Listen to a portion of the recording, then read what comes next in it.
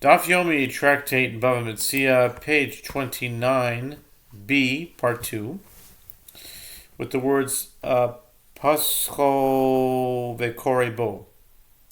The Brisa continues, he may open it and read it. The Gemara asks, isn't that obvious? And rather, for what purpose did he borrow the Torah scroll from him, if not to read it? The Gemara answers, it was necessary to teach the last clause, provided that he does not study passages in it for the first time. The Brisa continues, and likewise in the case of one who deposits a Torah scroll with another, the Bailey rolls it every 12 months, and he may open it and read it. The Gemara asks, what is the Bailey doing with it? As a paid Bailey, he has no right to read it. And furthermore, whereas the Tana teaches, if it is for himself that he opened it, it is prohibited. Didn't you say in the previous passage, he may open it and read it? The Gemara answers, this is what the Tana is saying. If when he is rolling the Torah scroll to ventilate it, he opens it and reads it, it is permitted. If it is for himself that he opened it, it is prohibited. The Brisa continues, Simcha says, in the case of a new Torah scroll, one rolls it every 30 days because the ink is not yet dry and must be more frequently ventilated. By contrast, in the case of an old Torah scroll, one rolls it every 12 months. Rabbi Eliezer ben Yaakov says, in both the case of this new Torah scroll and the case of that old Torah scroll, one rolls it every 12 months. The Gemara asks, what is the dispute here? It appears that the statement of Rabbi Eliezer ben Yaakov is identical to the statement of the first Tana, who stated without qualification that one rolls a Torah scroll every 12 months. The Gemara answers, rather say that Rabbi Eliezer ben Yaakov says, both in the case of this new Torah scroll and in the case of that old Torah scroll, one rolls it every 30 days. The Gemara resumes its analysis of the Mishnah, which teaches with regard to borrowed scrolls, but he shall not study passages in them for the first time, and another person shall not read the scroll with him. The Gemara raises a contradiction from a Brisa to Sefta 231. If one borrows a scroll, he shall not read a passage and review it, and he shall not read a passage in it and translate the passage, and he shall not open it more than 3 columns at a time. And 3 people shall not read in it together from one volume. The Gemara infers, but 2 people may read it together, contrary to the ruling in the Mishnah. Abaye said, it is not difficult. Here, where it is inferred from Brita that 2 may read one scroll together, it is referring to a case where they are reading one matter and each is aware of the progress of the other.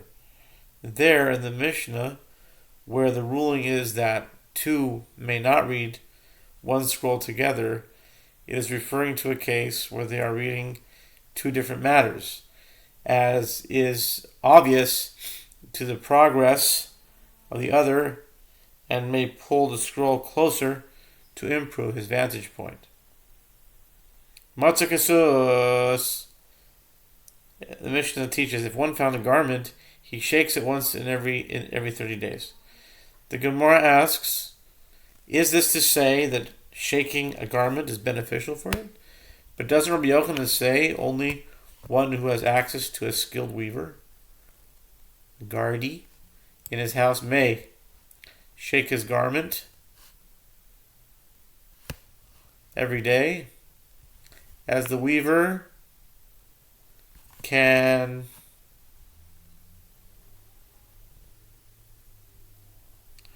replace the damaged garments with new ones? The sages say shaking a garment every day is harmful to it, but shaking it once in 30 days is beneficial for it. If you wish, say instead, it is not difficult. In this Mishnah, where the ruling is that shaking a garment is beneficial, the reference is to a case where one person shakes the garment. In that statement, Rabbi Yochanan, who rules that shaking the garment causes damage, is referring to a case where two people shake the garment. If you wish, say instead, it is not difficult. In this Mishnah, where the ruling is that shaking a garment is beneficial, the reference is to a case where one shakes the garment by hand. And that statement of Rabbi Yochanan, who rules that shaking the garment causes damage, is referring to a case where one shakes the garment with a stick. If you wish, say instead, it is not difficult. In this Mishnah, where the ruling is that shaking a garment is beneficial, the reference is to a case where one shakes a garment made of wool. And that statement of Rabbi Yochanan, who rules that shaking the garment causes damage, is referring to a case where one shakes a garment made of linen. The Gemara cites additional statements by Rabbi Yochanan, proving practical advice. Rabbi Yochanan says it is preferable to drink from a cup of witches and not drink from a cup of lukewarm water.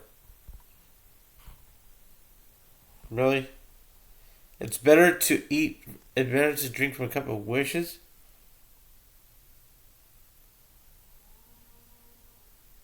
Than lukewarm water?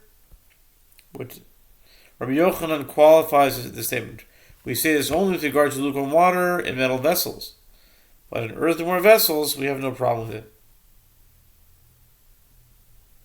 And even in metal vessels, we said this only in a case where the water had not been boiled. If the water had been boiled, we have no problem with it. And we said that lukewarm water is unhealthy only in a case where one did not cast flavorings into the water. But if he casts flavorings into the water, we have no problem with it.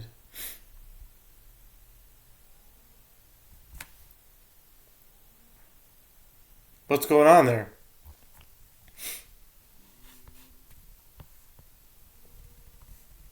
And Rabbi Yochanan said, in the case of one whose father bequeathed him a great deal of money, and he seeks to lose it, he should wear linen garments, and he should use glass vessels, and he should hire laborers and not sit with them to supervise. The Gemara elaborates, he should wear linen garments. This is stated with regard to Roman linen, which becomes tattered quickly. He should use glass vessels. This is stated with regard to expensive white glass. And he should hire laborers and not sit with them. The explanation is